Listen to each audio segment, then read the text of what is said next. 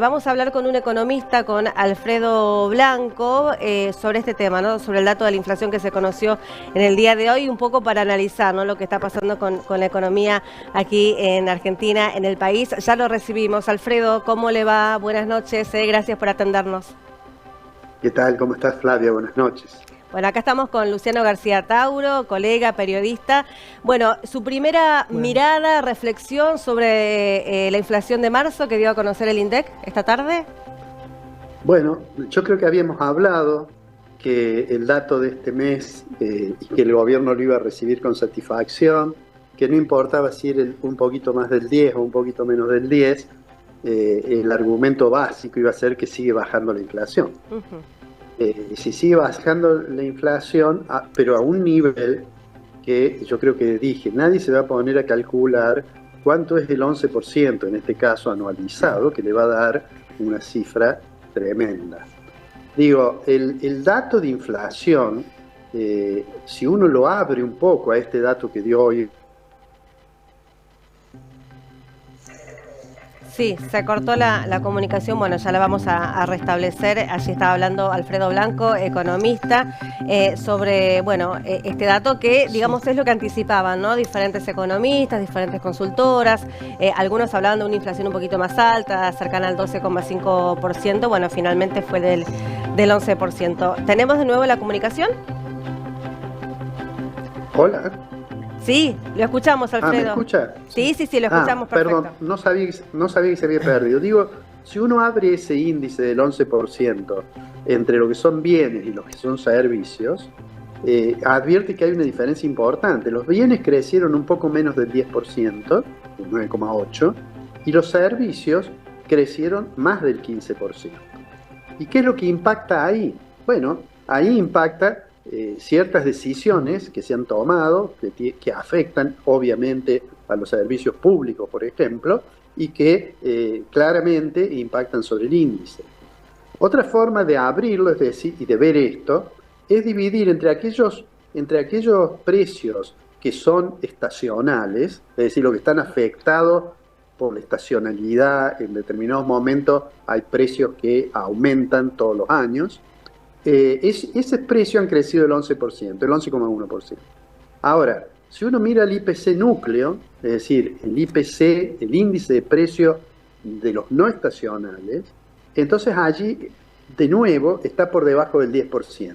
Y esto es algo que lo alienta el gobierno. Lo que pasa que cuando uno mira en esa misma desagregación cómo ha sido la evolución de los regulados, este mes los precios que son regulados y que se han desregulado han crecido 18%. Es decir, insisto en algo que creo que ya comentamos en otra conversación. El gobierno puede decir que tiene un éxito en que la tasa de inflación es ahora más baja que la que fue el mes pasado, porque obviamente el 11 es menos que el 13 es menos que el 20 o el 25, ¿no?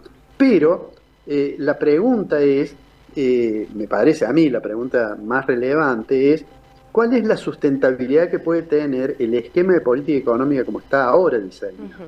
Es decir, este gobierno tomó una situación muy complicada desde el punto de vista macroeconómico, con un sector externo realmente con dificultades muy serias, sin reservas internacionales.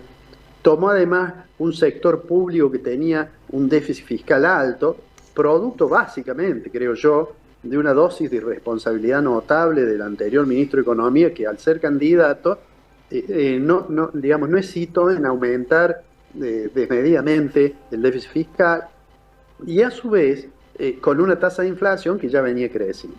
El gobierno hizo una devaluación muy brusca, yo suelo decir, se tomó un colchón. ¿Por qué? Porque tenía pensado devaluar el dólar oficial a partir de ese salto, el 2%, una estrategia de crawling peg, solo el 2%, porque eso obviamente es menos que la inflación, y entonces al comenzar hizo una devaluación por encima de lo que parecía necesario para recuperar el tipo de cambio.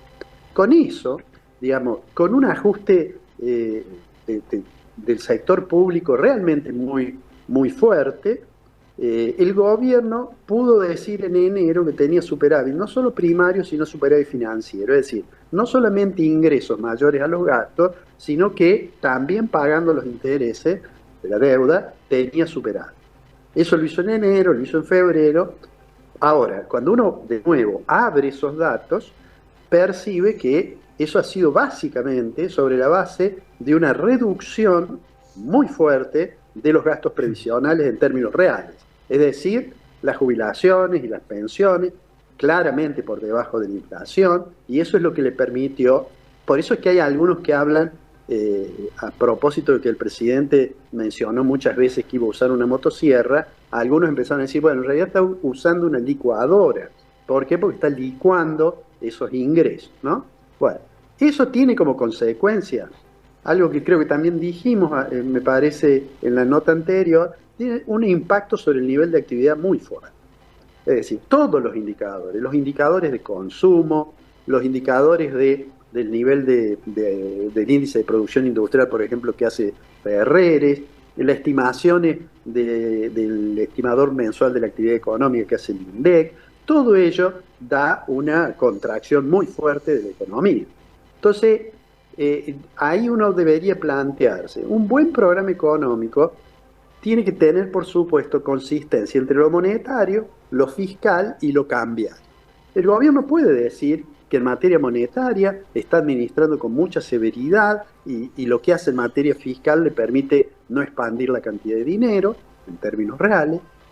Puede decir que el mercado cambiario está tranquilo y pasando este primer trimestre uno debería suponer que los ingresos de dólares por exportaciones va a aumentar ese flujo y puede a su vez decir que va a sostener el superávit primario. Ahora, yo siempre digo, hay una cuarta columna que tiene que sostener ese esquema de política económica.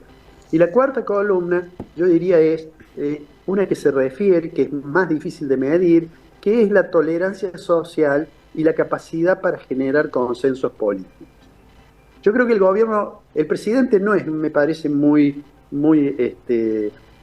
se inclina mucho por el consenso, muchas veces es bastante agresivo con quienes finalmente va a tener que acordar, pero me parece que algunos de sus funcionarios, y en particular en las últimas semanas, están haciendo un gran esfuerzo, creo que puntualmente el ministro Interior encabeza esos esfuerzos, para tratar de generar un volumen político, un consenso que le permita mantener durante más tiempo para ir consolidando este resultado de reducir la inflación.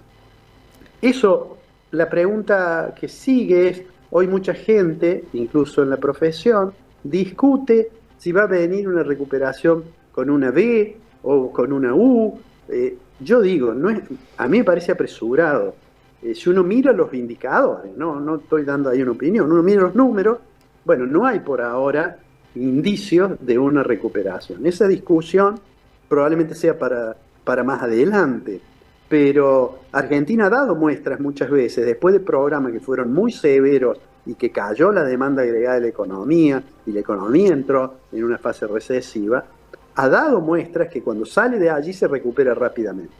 Ahora, hoy, no hay mayores elementos para decir de que se va a recuperar en el corto plazo. Esto obviamente es mi opinión. Alguien puede decir no, quizás el hecho de que al gobierno todavía lo acompañan aún sectores que tienen dificultades porque no pueden ajustar sus ingresos a la misma velocidad que los precios, o van a venir inversiones. Bueno, yo diría, hay muchos inversores que lo que hacen es seguir una recomendación que es esperar y mirar qué pasa.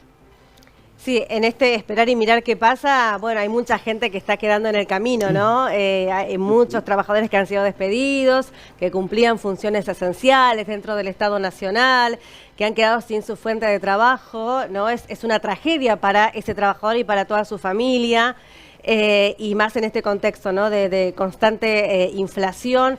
Y usted, bueno, noto, ¿no? en sus palabras como, bueno, una mirada esperanzadora de que se puede salir de esta tremenda recesión. El tema es cómo, ¿no? Cómo se va a salir y a qué precio, ¿no? Es como que el gobierno está buscando el déficit cero a cualquier precio, caiga quien caiga. Sí, bueno, es muy bueno, Flavio, la observación esa, porque a veces como se discute de la situación económica, se olvida que cuando uno dice 40% de pobres, en realidad se naturaliza como si fuera un número, y en realidad son personas que nos debería avergonzar como sociedad tener una realidad de ese tipo. Ahora, la recuperación, además, ¿por qué digo que en el corto plazo, digamos, es difícil de ver? Porque en realidad cuando cae el nivel de actividad, en algún momento, el nivel de actividad cae básicamente porque cae la demanda, y la demanda cae básicamente porque caen los ingresos, pero digamos que el hecho de que caiga la demanda, en algún momento, eso se transfiere, se transmite al mercado de trabajo. Y en la medida en que la tasa de desempleo aumente, no solamente porque haya despidos en el sector público, sino porque hay sectores privados que tienen dificultades.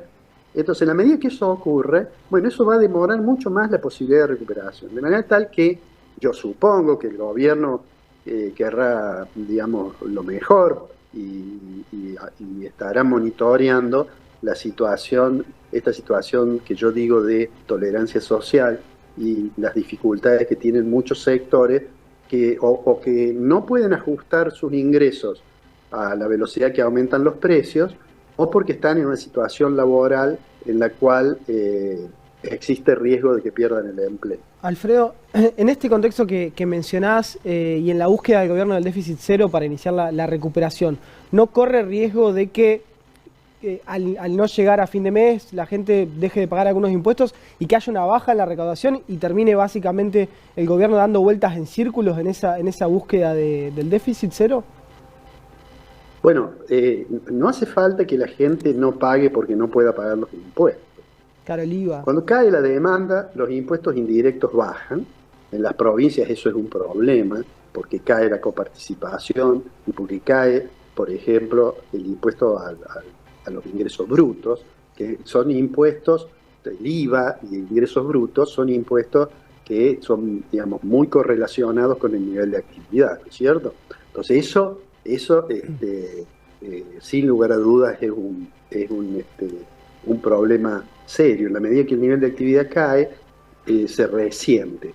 Lo que pasa es que el gobierno, a su vez, tiene algunos impuestos, ahí hay una tensión interna muy especial. Por ejemplo, un impuesto que le dio buenos rendimientos fue un impuesto que, si se llegara a concretar los anuncios de que se va a levantar la restricción en el mercado cambiario toda y que lo que se llama el cepo se va a sacar, bueno, ahí aparece un problema, que es que un ingreso que el gobierno lo está contando es el impuesto país.